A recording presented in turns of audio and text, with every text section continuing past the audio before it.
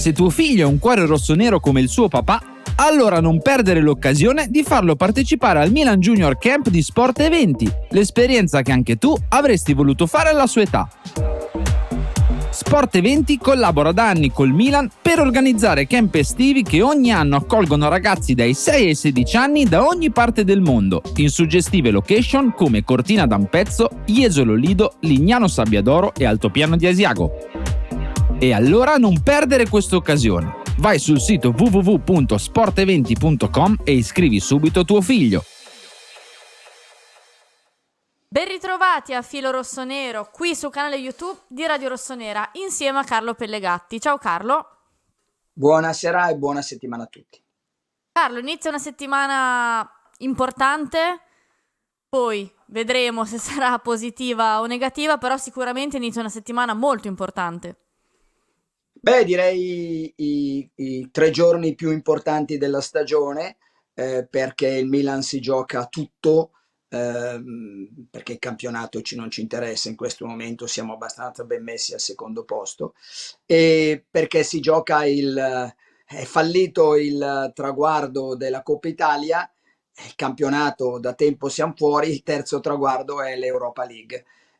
Si parte da un 1-0 a sfavore, bisogna entrare nella leggenda, però dico sempre io, le grandi squadre che vogliono entrare nella leggenda devono compiere imprese leggendarie, perché se batti sempre la settima del campionato finlandese, con tutto il rispetto, o se preferite del campionato, mi scegliete voi quale, non entri nella leggenda. Serve compiere le imprese e serve battere la Roma dopo che hai perso 1-0 in casa, quindi era già difficile, adesso è ancora più complicato, però possiamo dire anche più affascinante.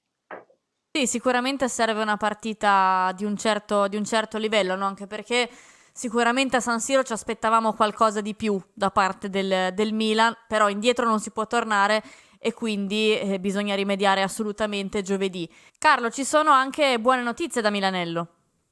Sì, certo, perché innanzitutto Maignan, che è il titolare, è in gruppo, quindi avevano detto un affaticamento, avevano detto l'avrebbe superato ed è stato superato.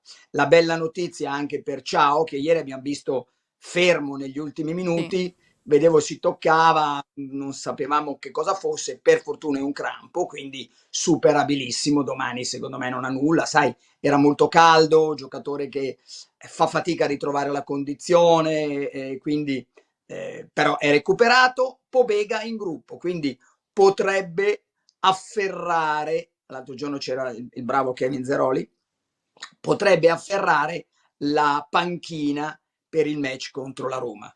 Un po' meno buone da una parte, meno buone dall'altra per Kier, non ci sarà Roma, ma sono escluse lesioni, quindi per il derby o per la partita successiva contro la Juventus dovrebbe essere recuperabile Kier.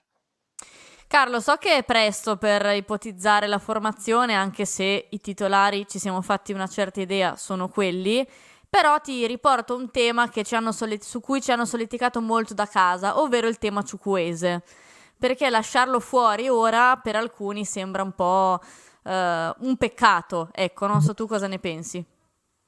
Bah, allora, direi che potrei dire la stessa cosa o no, Beatrice? Sarebbe un peccato lasciare fuori Pulisic che È fino alla... difficile, è difficile. Allora, diciamo questo, la formazione, poi parliamo insieme. Maignan in porta, Calabria Teo sulle fasce, Gabbia e Tomori centrali. Sì. Azzarderei anche un Benasser Reinders a centrocampo. Fino a lì mi sembra che siamo tutti d'accordo. Sì. E ne abbiamo già messi 1 più 4 più 2, 7. Ne mancano 4, ne mancano 3, perché Leao lo mettiamo al 100%, giusto? Sì. Ne mancano. I 3 se la giocano. In fascia centrale Jovic, Giroud e Okafor. Uno dei 3 gioca sicuro, non so chi rimane fuori dei 2. Loftus, vediamo se si inventa Pulisic al posto di Loftus o ancora Loftus, che non sta brillando. Parlando con Luca Diddi mi dice: guarda che un giocatore che potresti metterli e in questo momento sta benissimo, però non so se lo farà, è Musa in quella posizione. E a destra o Pulisic o Chukwueze. Io lì sinceramente, Beatrice, sai che con te io e in generale noi non facciamo mai fenomeni, lì non ho proprio idea. Ne ho presi 8, sono abbastanza sicuro, ma gli altri 3 tra Loftus, Musa, Chukwueze, Okafor, Pulisic, e Loftus l'ho già detto, e Chukwueze, Pulisic eccetera, sinceramente non ho la più pallida idea. Vero, in questo momento Chukwueze, anche perché ti posso assicurare, perché lo so, che il giocatore che la Roma temeva entrasse prima, perché esulava da tutte le alchimie tattiche di De Rossi, è proprio Chukwueze. Quindi è una questione di scelta. Ma infatti, sai, bisognerà anche capire come si evolverà la gara, no? Perché E come vuoi impostarla. sì. Perché io imposterei la gara della pazienza, la gara della compattezza, la gara dell'attenzione. Anche io. Teniamolo 0-0, sereni, pazienti, cercando di pungere e di non prendere gol. E poi gli ultimi 10-15 minuti puoi mettere anche 9 attaccanti, nel senso che non hai più niente da perdere. Però serve una gara accorta, tanto dobbiamo per forza ribaltare. Qui non siamo col gol che vale in trasferta doppio, che devi farne 2. Qui puoi segnare anche all'88 all'88esimo che ti porti ai supplementari. Quindi la gara della pazienza. No, ma infatti, Carlo, credo che il Milan debba scendere in campo con questa consapevolezza. Poi non so se accadrà, perché abbiamo visto quest'anno spesso la pazienza non ci ha tanto caratterizzato, però ecco sì, non siamo il Liverpool che deve fare una rimonta importante per provare a passare il turno. Alla fine hai perso solamente 1-0 e quindi anzi non è il gol doppio. Ti dico, se prendi gol, secondo me si mette molto peggio. Certo, cioè il gol puoi rimontarlo anche a Madrid, un gol, voglio dire, non è che puoi rimontarlo sempre con chiunque. Abbiamo davanti un attacco che io nel mio video, così ti agito un po', il nostro attacco l'ho definito il più forte d'Italia, perché nessuno ha come attacco Chukwueze, Okafor, Jovic, Giroud, Leao, Pulisic.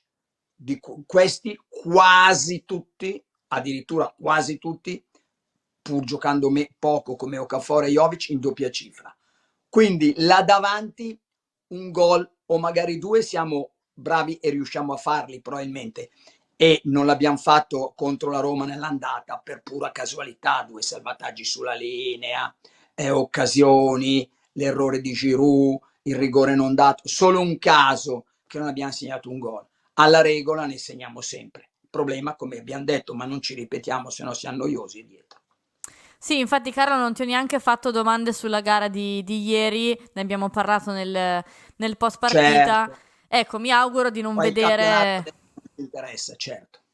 No, mi auguro, come hai detto tu, di non rivedere a Roma quella fragilità dietro che ieri ci ha caratterizzato, così come altre volte, ma di vedere una squadra assolutamente più solida e anche più determinata dell'andata, che all'andata la determinazione forse ci è mancata un pochino. Molle, tu hai parlato di fragilità dietro nell'andata, ieri, probabilmente riferendoti a dietro, in generale nell'andata è stata una fragilità generale, perché quando in una squadra come il Milan dai 2-6 e fai fatica a trovare a chi darli, non è bello. Sì. Carlo, io ti ringrazio, ti saluto, ti do appuntamento mercoledì, sarà la vigilia di Roma-Milan. Dell'unica parete importante che conta in settimana e non perdiamo energie a discutere di cose che non ci interessano. Ti abbraccio. Ciao Carlo. Se tuo figlio ha un cuore rossonero come il suo papà, allora non perdere l'occasione di farlo partecipare al Milan Junior Camp di Sport Eventi, l'esperienza che anche tu avresti voluto fare alla sua età. Sport Eventi collabora da anni col Milan per organizzare camp estivi che ogni anno accolgono ragazzi dai 6 ai 16 anni da ogni parte del mondo, in suggestive location come Cortina d'Ampezzo, Jesolo Lido, Lignano Sabbiadoro e Altopiano di Asiago. E allora non perdere questa occasione. Vai sul sito www.sporteventi.com e iscrivi subito tuo figlio.